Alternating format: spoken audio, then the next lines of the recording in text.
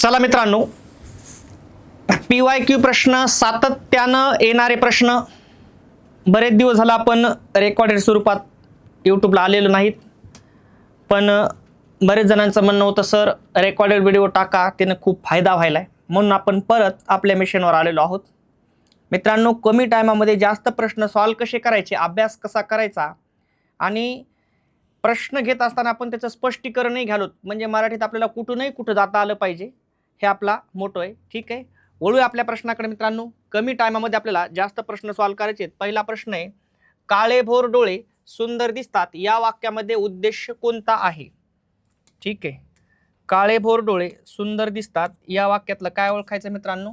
उद्देश कोणते आहेत म्हणते. ठीक आहे, तर लक्षात घ्या मित्रांनो, तत्पूर्वी तुम्ही एक गोष्ट लक्षात ठेवायची, उद्देश म्हणजे काय, तर उद्देश म्हणजे कर्ता.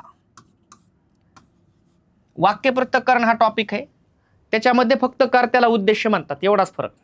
मग थोडक्यात त्यानं फक्त या वाक्यामधला काय ओळखायला सांगितलं आपल्याला?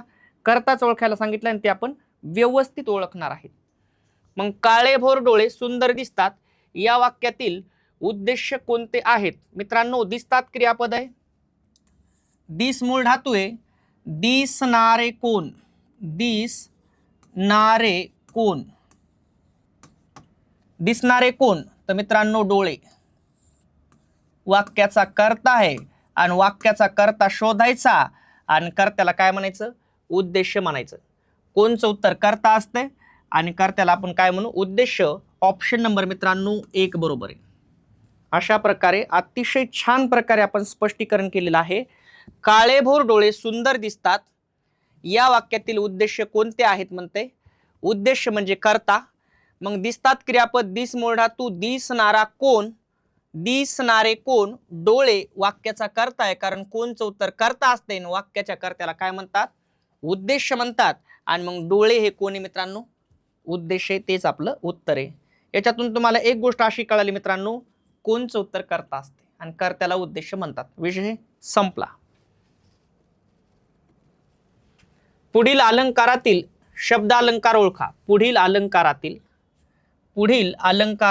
काय ओळखा म्हणते? शब्दालंकार. ठीक आहे, पहा मित्रांनो, अलंकाराचे 2 प्रकार पडतात खरे तर. नंबर एक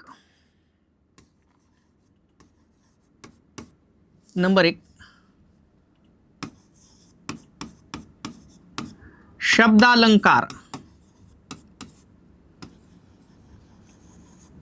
आणि नंबर 2 अर्थालंकार.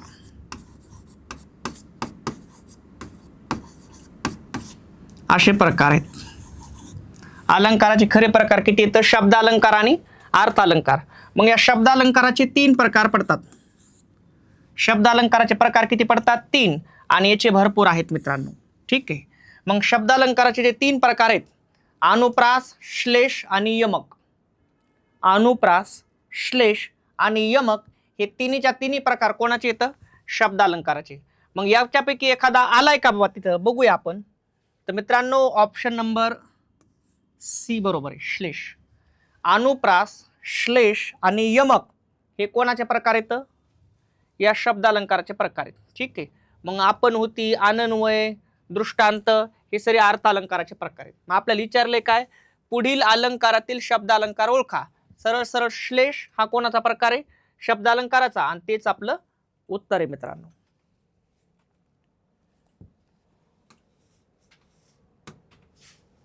भार्या या शब्दाचा समानार्थी शब्द कोणता आहे म्हणाले मित्रांनो? मग भारा, नवरा, कांत का पत्नी? तर मित्रांनो, ऑप्शन नंबर डी बरोबर आहे, पत्नी. स्तुती या शब्दाला विरुद्धार्थी शब्द, स्तुती या शब्दाला विरुद्धार्थी शब्द कोणता म्हणते? मग स्तवन, प्रार्थना, निंदा का स्तोत्र? तर मित्रांनो, ऑप्शन नंबर सी बरोबर आहे, निंदा. स्तुती या शब्दाला विरुद्धार्थी शब्द कोणता आहे? निंदा. तोंडात लाळ न भिजणे या वाक्प्रचाराचा अर्थ डॅश डॅश आहे. तोंडात लाळ न भिजणे, तोंडात लाळ न भिजणे या वाक्प्रचाराचा अर्थ डॅश डॅश आहे. तोंड काळे करणे नाही, चुकीचा पर्याय आहे. उद्धटपणे बोलणे नाही, चुकीचा पर्याय आहे. गुप्त गोष्ट मनात न राहणे, ऑप्शन नंबर सी बरोबर आहे. तुम्हाला एखादी गोष्ट सांगितली की लगेच दुसऱ्याला म्हणणं, त्याचा अर्थ. ठीक आहे. खालीलपैकी पर्यायातून मन ओळखा. काय ओळखायचंय म्हण? मन ओळखायचे मित्रांनो. खालीलपैकी पर्यायातून मन ओळखा. हत्ती दारात झुलणे ही काय मन नाही. तळी भरणे ही काय मन नाही. तळे राखील तो पाणी चाखील, इथं तळा झाले फक्त. तळे राखील तो पाणी चाखील, ऑप्शन नंबर सी बरोबर आहे. तळे राखील तो पाणी चाखील. ठीक आहे. याचाच अर्थ असा आहे, एखाद्या ठिकाणी तुम्ही कामाला आहेत, जॉबला आहेत, त्या मनीचा अर्थ सांगतोय. तर थोडाफार तुम्हाला सुद्धा वाटत असते की तुमचा फायदा व्हावा. ठीक आहे. आणि मग तळे राखील तो पाणी चाखील, म्हणून खालीलपैकी पर्यायातून मन ओळखा आणि ऑप्शन नंबर सी बरोबर आहे. प्रश्न काही बी येऊ शकतात मित्रांनो. एकाच काळात होऊन गेलेले, एकाच काळात होऊन गेलेले. बर, एकाच काळात होऊन गेलेले म्हणजे काय? तर मित्रांनो, एकाच काळात होऊन गेलेले यासाठी आपल्याला काय म्हणता येईल? समकालीन. काय म्हणता येईल? समकालीन. पूर्वीच्या काळामध्ये महाराजे, साधू संत हे जर ते एकाच काळात होऊन गेले असतील तर त्यांना पर्यायी नाव काय असतंय? समकालीन असं नाव असतंय. अष्टपैलू. अष्टपैलू या शब्दाचा अर्थ कोणता? अष्टपैलू या शब्दाचा अर्थ कोणता? आठवा पैलवान होणार नाही. आठवडा बिलकुल होणार नाही. आठ कोण असलेला निरा संपलेला पर्याय, पण सर्वगुण संपन्न. अष्टपैलू म्हणजे काय? सर्वगुण संपन्न मनुष्य, त्याला काय म्हणायचं? अष्टपैलू. दिवसात तुझी कमाई किती या वाक्याच्या शेवटी कोणता विरामचिन्ह, कोणता चिन्ह वापरला जातो? ठीक आहे. दिवसात तुझी कमाई किती या वाक्याच्या शेवटी कोणते चिन्ह वापरले जाते? ठीक आहे. तर मित्रांनो लक्षात घ्या, दिवसात तुझी कमाई किती याच्यासाठी आपल्याला प्रश्नचिन्ह वापरावं लागेल. काय वापरावं लागेल? प्रश्नचिन्ह. ऑप्शन नंबर डी बरोबर आहे. बघा, त्याला प्रश्न विचारले, दिवसात तुझी कमाई किती, जे काय असेल ते सांग. प्रश्न विचारलाय, प्रश्न विचारला की प्रश्नचिन्ह. शुद्ध शब्द ओळखा. मित्रांनो, शुद्ध शब्द ओळखायचा आहे. शुद्ध शब्द. ठीक आहे. आशीर्वाद, ऑप्शन नंबर 1 बरोबर आहे. आशीर्वाद. मित्रांनो बरेच जण आशीर्वाद, कोणी असं लिहितंय आशीर्वाद, कोणी असं लिहितंय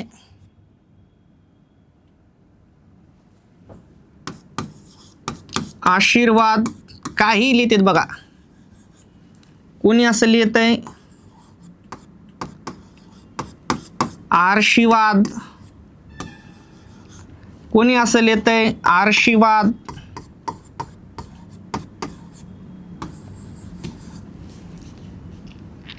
कोणी असं लिहितंय आशीर्वाद.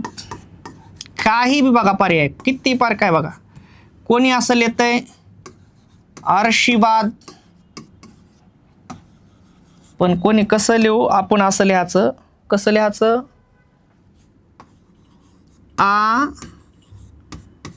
आशीर्वाद. आशीर्वाद शुद्ध शब्दावर किती वेळा परीक्षेत प्रश्न आला. मग हा बरोबर आहे. आशीर्वाद. वर रफार आहे मित्रांनो. शला दुसरी वेलांटी. ठीक आहे. अला काना आ. इकडे लक्ष द्या मित्रांनो. बरेच जण त्या टॅम्पो लिहितात बघा, आई वडिलाचा आशीर्वाद, म्हणूनच लागन आई वडिलांचा आशीर्वाद. कळलं का तुम्हाला? आई वडिलाचा आशीर्वाद म्हणजे याचा अर्थ आहे शिक्षण किती महत्वाचं आहे बघा. हे दुसराच आशीर्वाद आला रिकामा. पण आशीर्वाद जर शब्द लिहायचा असेल तर तुम्हाला असा लिहावा लागेल, आणि एकदा नाही कितीतरी वेळा आलेला आहे शुद्ध शब्द. ओळखा म्हणून आशीर्वाद. डॅश डॅश हा शब्द तद्भव शब्द आहे. डॅश डॅश हा शब्द तद्भव शब्द आहे. दधी, नदी, पुष्प, जल. मित्रांनो हे तिन्हीच्या तिन्ही शब्द तत्सम आहेत.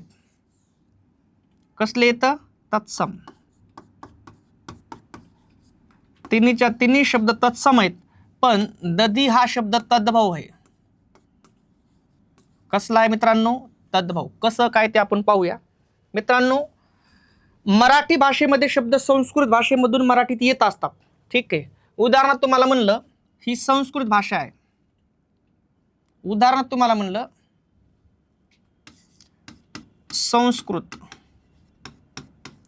संस्कृत भाषेतून जर शब्द मराठीत आला तर तो दोन प्रकारे येत आहे. किती प्रकारे येत आहे? दोन प्रकारे येत आहे. संस्कृत भाषेतून शब्द मराठीत आला तर किती प्रकारे येत आहे? दोन प्रकारे.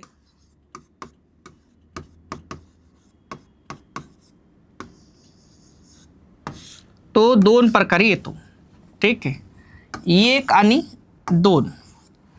जर शब्द संस्कृत भाषेतून जशाचा तसा मराठीत आला तर त्याला तत्सम म्हणतात. काय म्हणतात? तत्सम शब्द. पण शब्द संस्कृत भाषेतून जशाचा तसा मराठीत न येता त्याच्या मूळ रूपात बदल होऊन आला तर त्याला तद्भव म्हणतात. काय म्हणतात? तद्भव शब्द. मित्रांनो, पूर्वीच्या काळामध्ये आपले मराठी माणसं जुने लोक होते, त्यांना संस्कृत भाषा यायची नाही. मग त्यांना ते शब्द उच्चारता यायचे नाही. मग ते आपल्या सोयीनुसार ते शब्द वापरायचे आणि त्याला मग तद्भव म्हणायचे.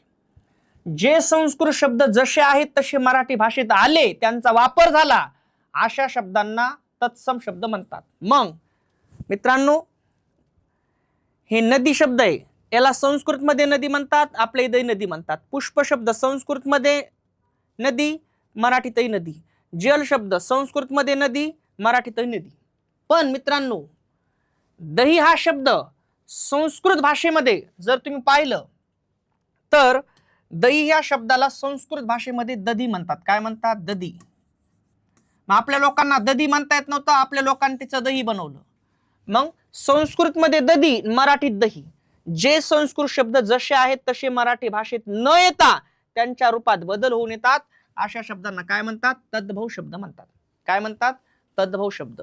आणि जे संस्कृत शब्द जसे आहेत तसे मराठी भाषेत येतात त्यांना तत्सम शब्द म्हणतात. म्हणून आपण यांना तत्सम म्हणलो आणि यांना तद्भव म्हणलो. तेच आपलं उत्तर आहे मित्रांनो.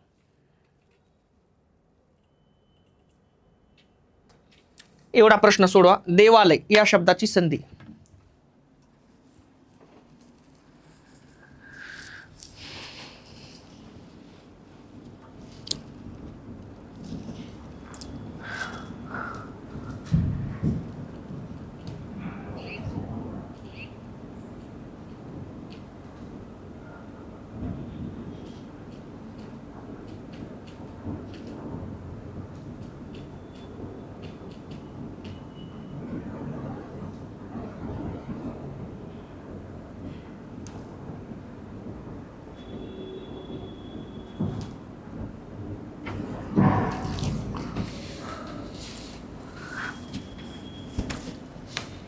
देवालय या संधीचा विग्रह कोणता आहे?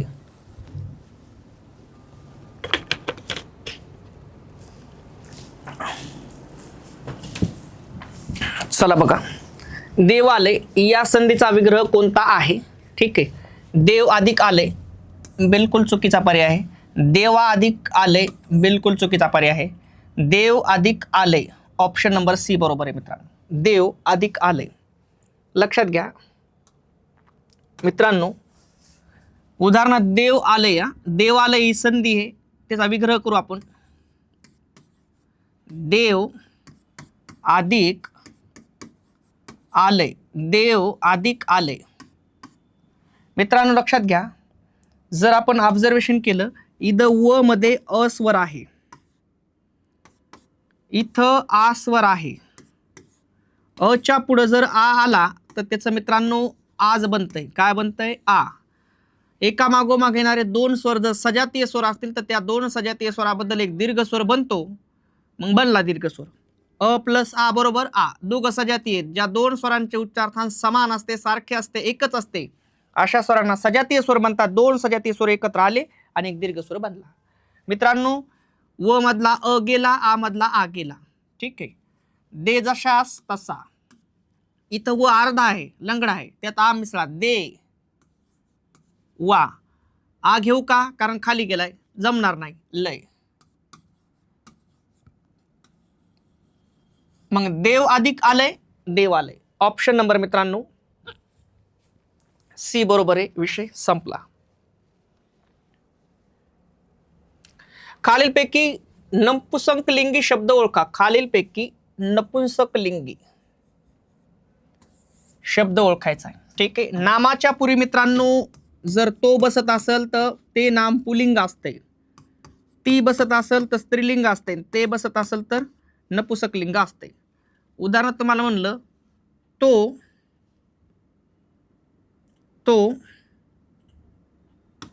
घोडा पुल्लिंग आहे, ती घोडी स्त्रीलिंग आहे आणि ते घोडे नपुंसकलिंग आहे.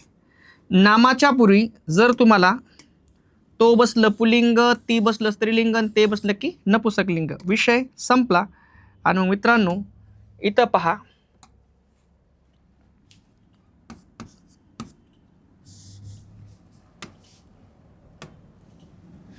ते काय लिंबू.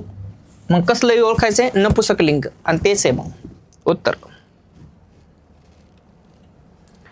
मी कादंबरी लिहीन या वाक्यातील काळ ओळखा. ओळखायचा काय मित्रांनो काळ. मी कादंबरी लिहीन. भूतकाळ आहे, वर्तमान काळ आहे, भविष्यकाळ आहे. ऑप्शन नंबर सी बरोबर आहे. भविष्यकाळ. मी कादंबरी लिहीन म्हणताय म्हणजे भविष्यामध्ये लिहिणार आहे. मी कादंबरी लिहीन. मग काळ ओळखत असताना क्रियापदाच्या रूपावरून ओळखावं लागत असते. मी कादंबरी लिहीन मग कुठे लिहिणार आहे, भविष्यात लिहिणार आहे आणि म्हणून भविष्यकाळ आहे. खालीलपैकी उभयान्वयी अव्यय ओळखा. खालीलपैकी उभयान्वयी अव्यय ओळखायचंय. काय ओळखायचंय मित्रांनो, उभयान्वयी अव्यय ओळखायचंय. ठीक आहे मित्रांनो, सरळ सरळ आहे. मी हे सर्वनाम आहे,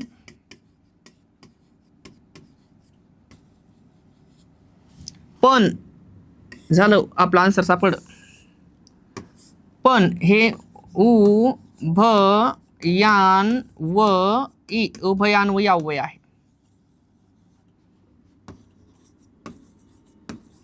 आता सगळ्या गोष्टी सांगतो तुम्हाला. आम्ही हे सर्वनाम आहे,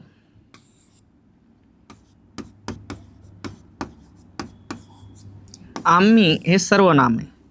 आणि मित्रांनो मुलगा हे नाम आहे. काय राहिलं का याच्यात, काहीच.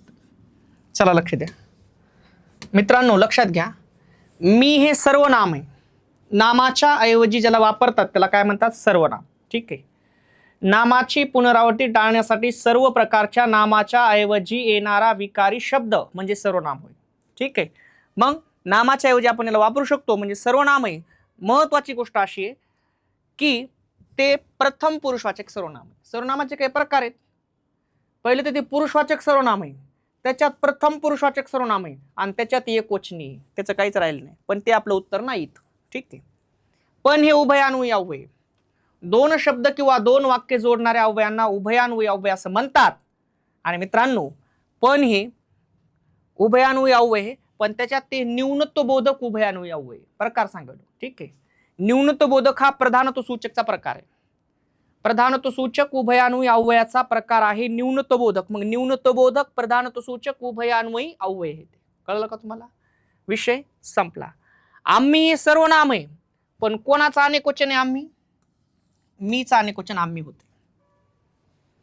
मी भी प्रथम पुरुषवाचक सर्वनाम आणि आम्ही पण प्रथम पुरुषवाचक सर्वनाम, पण मीचा अनेकवचन आम्ही. विषय संपला. आणि मित्रांनो मुलगा हे नाम आहे, पण कसलं नाम आहे, सामान्य नाम आहे. ठीक आहे. कशालाही दिलेलं नाव नाम असतंय आणि त्याच्यात केवळ एकाच प्रकारच्या व्यक्ती, वस्तू, प्राणी, पदार्थ, ठिकाणी यांना दिलेलं नाव म्हणजे सामान्य नाम होय. मुलासारखे मुलं अनेक आहेत म्हणून ते नाम तर हेच, पण त्याच्या प्रकारामध्ये ते कोणतं नाम आहे, सामान्य नाम आहे मित्रांनो. पण आपल्याला विचारलंय काय मित्रांनो, खालीलपैकी उभयान्वयी अव्यय ओळखा. ते आहे पण. दोन शब्द किंवा दोन वाक्य जोडणाऱ्या अव्ययांना काय म्हणतात, उभयान्वयी अव्यय असं म्हणतात. ती फुलाहून नाजूक आहे. अधोरेखित शब्दाची विभक्ती प्रकार सांगा. ती फुलाहून नाजूक आहे. बघा विभक्ती सांगत असताना प्रत्ययावरून सांगायची असते. शब्दाच्या पुढे, पलीकडे, नंतर, शेवटी एक किंवा अनेक अक्षरे जोडली जातात त्या अक्षरांना काय म्हणतात, प्रत्यय म्हणतात. आणि मित्रांनो फूल हा शब्द आहे आणि त्याला कोण लागलंय, हून प्रत्यय लागलाय. आणि हून हे कोणाचे प्रत्यय आहेत, पंचमीचे प्रत्यय. मित्रांनो जर तुम्हाला विचारलं कधी तर तृतीयाचे प्रत्यय आहेत ने, ये आणि शी. पंचमीचे प्रत्यय आहेत ऊन आणि हून. सप्तमीचे प्रत्यय आहेत त, ई, आ आणि षष्टीचे प्रत्यय आहेत सा, ची आणि ची. चाचीचे. सगळ्या गोष्टी समोर आहेत. ती फुलाहून नाजूक आहे. हुंची भक्ती आहे पंचमी. तेच आपलं उत्तर आहे. पुढील पैकी डॅश डॅश हा प्रयोगाचा प्रकार नाही. हा प्रयोगाचा प्रकार नाही म्हणते. ठीक आहे. मग कर्तरी. कर्तरी तर आहे प्रकार. कर्तरी प्रयोग. भावे पण प्रयोग आहे. कर्मणी भी प्रयोग आहे. ऑप्शन नंबर सी बरोबर आहे. विशेष हे काय प्रयोगाचा काय प्रकार नाही. कर्तरी, कर्मणी आणि भावे हे कोणाचे प्रकार येतं? प्रयोगाचे. राम लक्ष्मण हा शब्द कोणत्या समासाचे उदाहरण आहे? कोणत्या समासाचे उदाहरण आहे म्हणते. ठीक आहे. राम लक्ष्मण हे कोणत्या समासाचे उदाहरण आहे? राम आणि लक्ष्मण किती शब्द झाले? 2. त्यांच्या डोक्यावर रेष मारली, सामासिक शब्द बनला. याची फोड करा, कशी होईल? राम व लक्ष्मण. या सामासिक शब्दाची फोड करून दाखिने म्हणजे विग्रह होय. म्हणजे सामासिक शब्दाचा हे विग्रह आहे. आणि सामासिक शब्दाचा विग्रह करताना जर तुम्हाला उभयान्वयी अव्यय घ्यावं लागलं, कोण घ्यावं लागले? उभयान्वयी. उभयान्वयी काय? उभयान्वयी अव्यय घ्यावं लागलं मित्रांनो, एकच समास होते. कोणता? द्वंद्व समास. ऑप्शन नंबर सी बरोबर आहे. सामासिक शब्दाचा विग्रह करताना जर उभयान्वयी अव्यय घ्यावं लागलं मित्रांनो, समास होते द्वंद्व समास. भाषा हा शब्द कोणत्या संस्कृत धातूपासून आलेला आहे? थोडक्यात भाषा हा शब्द संस्कृत धातूपासून बनलेला आहे, पण तो कोणता धातू आहे? तर मित्रांनो, भाष या संस्कृत धातूपासून भाषा शब्द बनलेला आहे. त्याचा अर्थ काय होतो? विचार व्यक्त करण्याचे साधन म्हणजे भाषा होय. ठीक आहे. मग भाषा संस्कृत धातूपासून काय बनलेला आहे? भाषा शब्द तयार झालेला आहे. पण एक लक्षात घ्या, भाष शला आपण लंगड केलेलं आहे. आपण केलेले म्हणजे लंगड होतंय तिथं. मोर बरोबर काय? लांडोर. मोर लांडोर जे नाते आहे तसे पुढी कोणतं नातं होईल म्हणाले? मोरचं लांडोरचं जे नातं आहे ते पुढी पर्यायातून शोधा म्हणते. बगळा चिमणी नाही, होणार नाही. बैल नंदी बैल बिलकुल नाही. बैल गाय. ऑप्शन नंबर सी बरोबर आहे मित्रांनो. बैल गाय. उद्यान या शब्दाचे वचन बदला. उद्यान या शब्दाचं काय बदलायचे मित्रांनो? वचन. ठीक आहे. उद्यान या शब्दाचे वचन बदलायचे. वचनाचे 2च प्रकार पडतात मित्रांनो मुख्य. नंबर 1 आहे एक वचन, नंबर 2 आहे अनेक वचन. मित्रांनो, एक वचन म्हणलं की त्याच्या पूर्वी एक लावायचं ना, अनेक म्हणलं की अनेक लावायचं. मित्रांनो, उद्यान, एक उद्यान, एक उद्यान. पण जर आपण पाहिलं मित्रांनो तर अनेक काय होतंय? उद्याने. एक उद्यान अनेक उद्याने. मग मित्रांनो, एक उद्यान अनेक उद्याने. मग मित्रांनो, उद्यान एक वचन आहे आणि उद्याने अनेक वचन आहे. Option number C.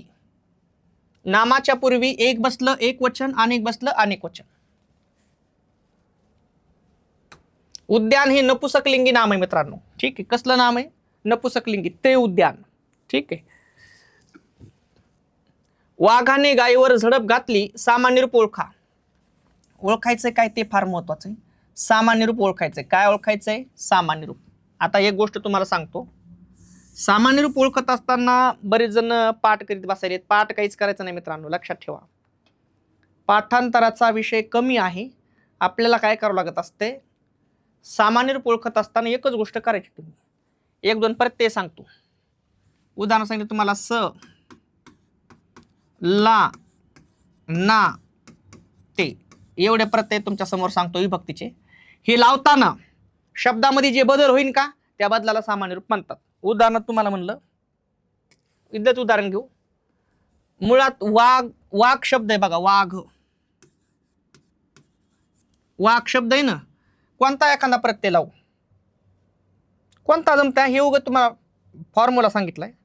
कसं होईल, ला प्रत्यय लावू, कसं होईल, वा घा ला, वाघाला. मला एवढं सांगा, ला प्रत्यय लावताना वाघला म्हणत का पण नाही, मग वाघचं काय झालं, वाघा, मग वाघचं वाघ आहे, सामान्य रूपच आहे. ओळखायला काय सांगितलंय, वाघाने गायीवर झडप घातली, सामान्य रूप ओळखा. 2-4 प्रत्यय सांगितले तुम्हाला, हे प्रत्यय लावून बघायचे. ते लावण्याच्या अगोदर जे बदल होईल त्याला काय म्हणायचं मित्रांनो, सामान्य रूप. मग वाघ मूळ शब्द आहे, वाघचं काय झालं, वाघा, मग हे कशामुळे झालं, विभक्ती प्रत्यय लावताना. मग वाघचं वाघा हे कोण आहे, सामान्य रूपच आहे.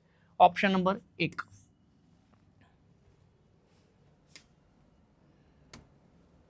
अत्यंत या शब्दाचा संधी विग्रह, अत्यंत या शब्दाचा संधी विग्रह करा म्हणते.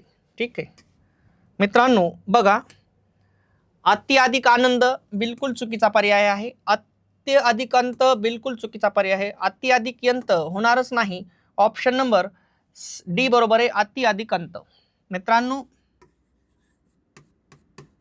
अति अधिक अंत पहा, लक्षात घ्या. सोडूत आपण याला. इथं कोण आहे मित्रांनो, रस्वई आहे. इथं कोण आहे, अस्वर आहे. ठीक आहे, मला सांगा, एका मागोमाग येणारे 2 स्वर कसले येतं, वेगवेगळे आहेत. ठीक आहे, एका मागोमाग येणाऱ्या 2 स्वरापैकी पहिल्या शब्दातील शेवटचा वर्ण ई उ रु हे स्वर असतील व त्यांच्या पुढे कोणताही एक्स विजातीय स्वर आला, मी काय म्हणालो बघा, इथं तुम्हाला इथं ई पण चालतंय, उ पण चालतंय, रु पण चालतंय आणि लू पण चालतंय. एका मागोमाग येणाऱ्या 2 वर्णापैकी पहिल्या शब्दातील शेवटचा वर्ण ई उ रु लू हे स्वर असतील. उदाहरणार्थ, हे पहिला वर्ण आहे, इथं ई बी जमला असता, उ बी जमला असता, रु बी जमला असता, लू पण जमला असता.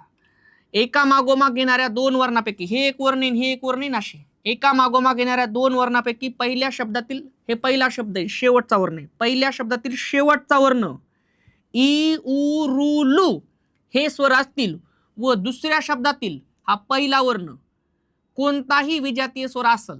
मग मित्रांनो बघा, ईच्या पुढे जर अ आला, हे दोघं विजातीय स्वर आहेत का नाही, आहेत.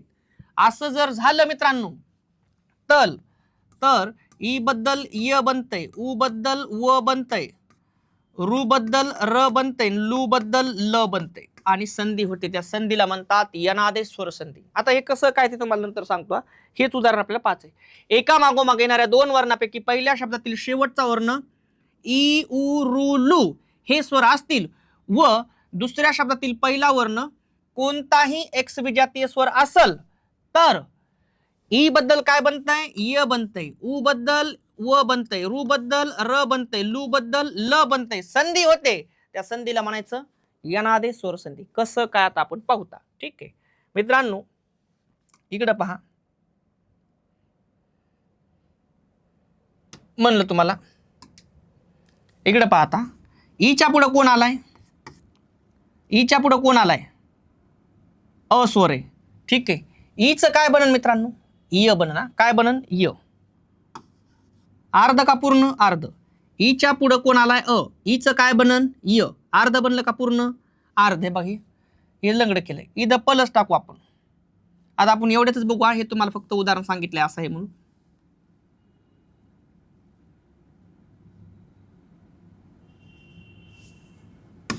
पहा, ईच्या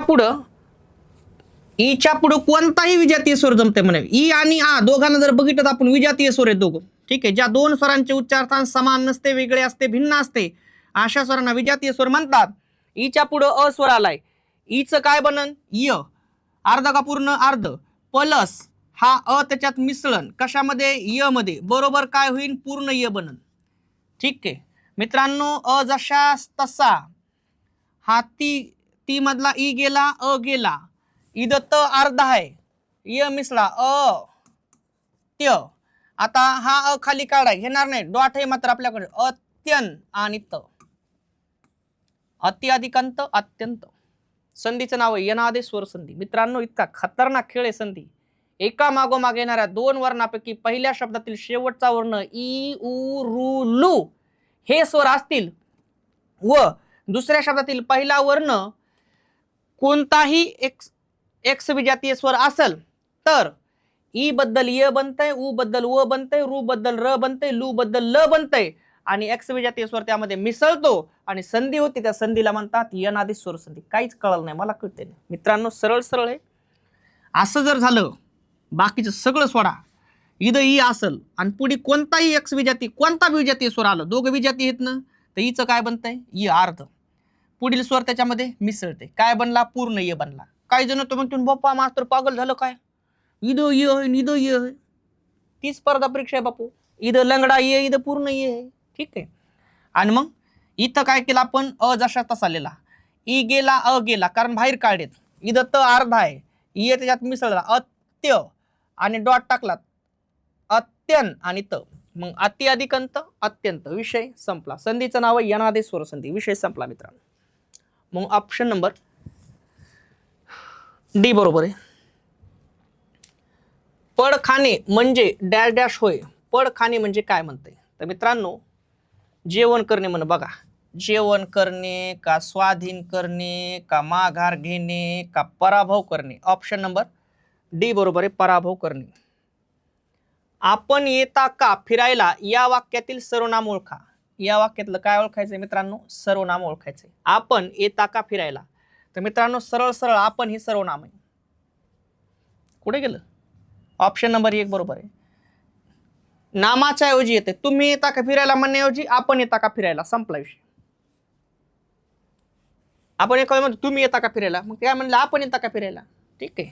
आपण येता का फिरायला, मग आपण कोण आहे, सर्वनाम आहे.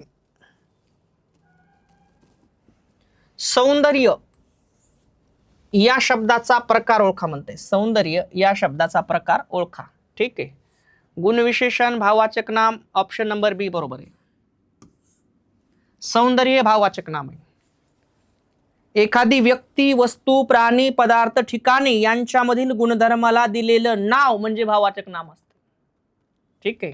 आणि म्हणून सौंदर्य कोण आहे मित्रांनो, भाववाचक नाम आहे, कारण त्याला य प्रत्यय लागलेला आहे. सुंदर पासून सौंदर्य बनलेलं आहे मित्रांनो. हसताना या क्रियाविशेषण अव्ययाचा प्रकार ओळखा. कशाचा प्रकार ओळखायचा मित्रांनो, क्रियाविशेषण अव्ययाचा प्रकार ओळखायचा आहे. हसताना, हसताना या क्रियाविशेषण अव्ययाचा प्रकार ओळखा म्हणते, ठीक आहे मित्रांनो. सरळ सरळ आहे. हस मूळ धातू आहे, त्याला ताना प्रत्यय लागलाय. मग मूळ धातूला जेव्हा ताना प्रत्यय लागतो का, तेव्हा ते क्रियाविशेषण अव्यय एकच असते, कोणतं, धातू साधित क्रियाविशेषण अव्यय. संपला विषय. कशामुळे माहितीये का, उदाहरण तुम्हाला म्हणलं, ती मला हसताना बोलली, काही वाक्य, ती मला हसताना बोलली. आणि आयोग तुम्हाला काय करते माहितीये का, म्हणतंय की हसताना कोण आहे. मग तुमच्या एक गोष्ट लक्षात यायला पाहिजे, हस मूळ धातू आहे, त्याला ताना प्रत्यय लागलाय. मग मूळ धातूला जेव्हा ताना प्रत्यय लागतो का, तेव्हा ते एकच कार्य करतंय, कोणतं, धातू साधित क्रियाविशेषण. विषय संपला. म्हणून धातू साधित आहे. कळलं का तुम्हाला. पण कशामुळे करतंय ते तुम्हाला सांगतो आता. ती मला हसताना बोलली. मित्रांनो बोलली क्रियापद, बोल मूळ धातू, विचारा प्रश्न, केव्हा बोलली, केव्हा बोलली, हसताना, केव्हाच उत्तर क्रियाविशेषण असते. ती मला हसताना बोलली, केव्हा बोलली, हसताना, केव्हाच उत्तर क्रियाविशेषण. पण ते क्रियाविशेषणामध्ये आम्हाला कळालं की हस मूळ धातून त्याला ताना प्रत्यय लागलाय, मूळ धातूपासून बनलंय, म्हणून धातू साधित क्रियाविशेषण. इतकं सोपं आहे मित्रांनो ते. पण ते केव्हा बोलली हे कळालं पाहिजे, नाही तर विचारायला तिसऱ्याला उत्तर द्यायला तिसरंच. मनातील भावनांचा स्फोट होऊन एखादा डॅश डॅश बाहेर पडतो. काय बाहेर पडतंय, एखादा उद्गार बाहेर पडतो. आपल्या मनातील विचार व्यक्त करण्यापूर्वीच आपल्या मनात दाटून आलेल्या भावना आपण एखाद्या उद्गाराद्वारे व्यक्त करतो, त्या उद्गारांना काय म्हणतात? उद्गारच म्हणतात. आपल्या मनात जी भावना आहे सपकन बोलून जातो आपण. बापरे आपण म्हणतो बापू, म्हणजे आपल्याला लय आश्चर्य झाले, आपण म्हणतो मला आश्चर्य व्हायले बरं, ते म्हणून गोळ्या खाऊन ये. मग एखाद्या वेळेस आपल्याला दुःख होते, अरे सपकन आपण मला दुःख होत आहे, हा ते घरी जाय. मनातील विचार व्यक्त करण्यापूर्वीच डायरेक्ट व्यक्त होतात. तुमचे व्यक्त व्हायच्या अगोदरच उद्गारद्वारे व्यक्त होते. मग आपल्या मनातील विचार व्यक्त करण्यापूर्वीच आपल्या मनातील दाटून आलेल्या भावना आपण एखाद्या उद्गाराद्वारे व्यक्त करतो. त्या उद्गारांना केवळ प्रयोगी अव्यय म्हणतात. त्याला म्हणायचंच असलं काय म्हणतात? केवळ प्रयोगी अव्यय. ठीक आहे. आपल्याला आनंद झाला, आहा सपकन बोलून जाते माणूस. कळलं का? आपल्या मनात विचार यायच्या अगोदरच आहा सपकन आनंद वाटते. किंवा कधी कधी आपण चाललो, ठीक आहे, बोलता बोलता बापो, आपलं आश्चर्य होतं एखादी गोष्ट पाहिल्यावर. कळलं का तुम्हाला? आणि मग विषय संपला मित्रांनो. ऑप्शन नंबर सी, क्रोध. या भावनेतून कोणता रस निर्माण होतो? तर मित्रांनो त्याच्यातून रौद्र रस निर्माण होते. कोणता रस होते? रौद्र. मराठी भाषेमध्ये रस आहेत 9. किती येतं? 9. त्यापैकी रौद्र रस कशातून निर्माण होतो? तर क्रोध, चीड, अतिशय राग, याच्यातून कोणता रस निर्माण होते? रौद्र रस निर्माण होते. ठीक आहे. निमंत्रित. निमंत्रित या शब्दाचा विरुद्ध अर्थाचा शब्द कोणता? विरुद्ध अर्थाचा शब्द कोणता? मग अंगतुक होतंय का निमंत्रण होतंय का आमंत्रित होतंय का संयोजक होतंय? तर मित्रांनो ऑप्शन नंबर 1 बरोबर आहे, अंगतुक. ठीक आहे.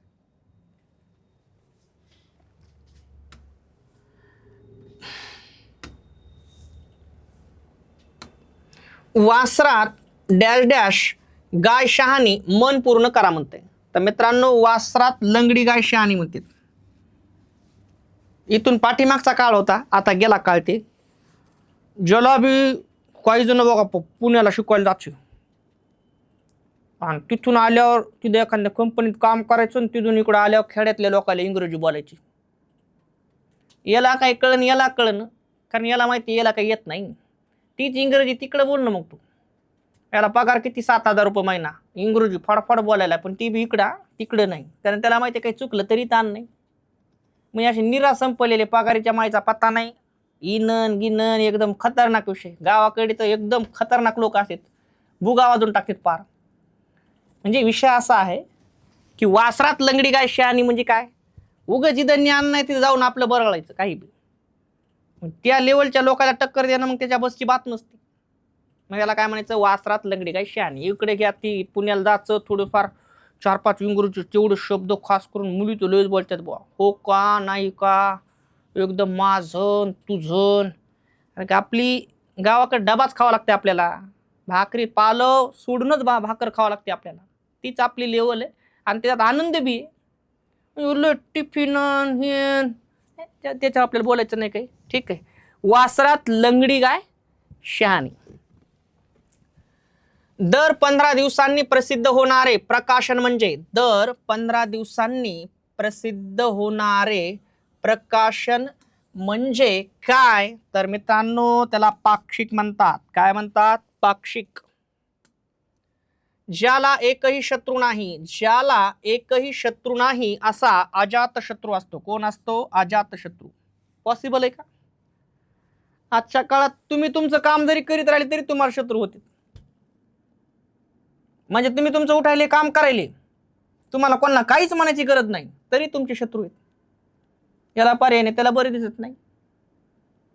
म्हणजे काही घेणं देणं नसता तुम्ही तुमचं उठायले, तुमच्या कामाला तुमचे चांगले लोक जोडायले इकडं, तरी बी तुम्हाला शत्रू होण्यासाठी काय कोणासंग दुश्मनीच करावं लागत नाही. तुम्ही तुमची प्रगती करा, शत्रू तयार झाले. तुम्ही मोठे होत चला, तुम्हाला शत्रू बनवायची गरज नाही, ऑटोमॅटिक तयार होतात. कारण नियम असा आहे की माणसानं एखादं कोणी काही करायला तर त्याच्या बरोबरी करायला न पाहिजे. आपण त्या लेवलला जायचा प्रयत्न करायला पाहिजे. जे त्याच्या क्षेत्रात आहे ते त्याच्या क्षेत्रात आहे, परंतु तसं नाही. आमचा प्रॉब्लेम असा आहे, आम्हाला त्याला करू द्यायचं नाही ना आम्हाला करायचं नाही. आम्हाला दुःख आनंद झाला याच्यात लय आनंद झाला नाही, आम्हाला जेव्हा आनंद होतो त्यात तेवढा आनंद नाही, पण तुला दुःख झालंय का, हा विषय संपला. अशी वृत्ती आहे. आणि म्हणून त्यासाठी एक पर्याय, एक चांगलं उत्तर आहे, आपण आपलं काम करायचं. रिकाम्याला पहिली गोष्ट तर बोलायचं बी नाही, हे लय खास पर्याय आहे. माहिती आहे ते रिकाम त्याला बोलायची काय गरज आहे. ही चांगले लोक जोडत चालावं लागणार आपल्याला, आणि चांगल्या लोकांसोबतच आपल्याला त्या लेवलनं राहावं लागणार. याचा अर्थ त्याला बोलायचं नाही म्हणजे आपण कामात राहायचं, कारण त्याला बोलून आपली मानसिकता परत खराब होणार आहे. जीवन जगत असताना आपल्याला पॉझिटिव्ह एनर्जी लयच महत्वाची मित्रांनो. कारण मला आतापर्यंत अनुभव आहे, आपण जगायलो काय माहितीये का, फक्त त्या आशेवर एक दिवस लय भारी येणार आहे. त्या पॉझिटिव्ह एनर्जी आपण जगायलो, जिथं स्वच्छता आहे, जिथं पॉझिटिव्ह विचार आहेत, जिथं काहीतरी करण्याचं धाडस आहे, तिथं बघा कशी लक्ष्मी नांदते. पण जिथं गळून गेलेले, जीवनाचं काही खरं नाही, असे संपलेले, तिथं बघा आळस आहे. सगळ्या गोष्टीत सगळ्यात इम्पॉर्टंट आहे सातत्य. एक दिवस नाही, एक दिवस आणण्यासाठी लय दिवस बेजार व्हावं लागत असते. कळलं का तुम्हाला. ते एका दिवसासाठी ते एका दिवसात कसं येईन, शक्य नाही. एक दिवस तुम्हाला आणण्यासाठी अख्खी हयात घालावं लागतील. तेव्हा कुठं ते एक दिवस येतंय तेव्हा तुमचे दुश्मन सुद्धा म्हणते उसमें कुछ बात थी. पण ते खतरनाक विषय असते, म्हणून खेळत राहायचं मित्रांनो. ठीक आहे. आणि म्हणून मित्रांनो, शत्रू व्हायला काय, मी तुम्हाला परत एकदा म्हणालो, शत्रू व्हायला काय तुम्हाला काय कोणासंग दुश्मनीच करायची गरज नाही. तुम्ही तुमची प्रगती करा, शत्रू तयार झाली, पुन्हा लागून तेवढ्या पावलो पावली. ठीक आहे. आणि मग ज्याला एकही शत्रू नाही असा कोण आहे, अजात शत्रू.